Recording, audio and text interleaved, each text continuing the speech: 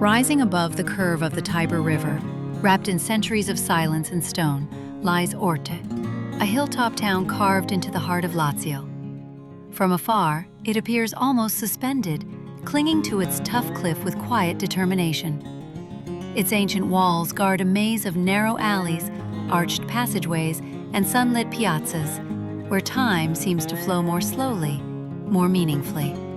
The town's soul beats in its underground, a labyrinth of Roman cisterns, medieval tunnels, and hidden chambers that whisper stories of water, worship, and war.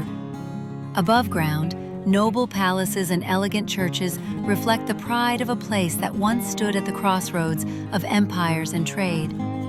Orte is more than a town. It's a living memory etched into rock, a place where history breathes, not in museums, but in every step.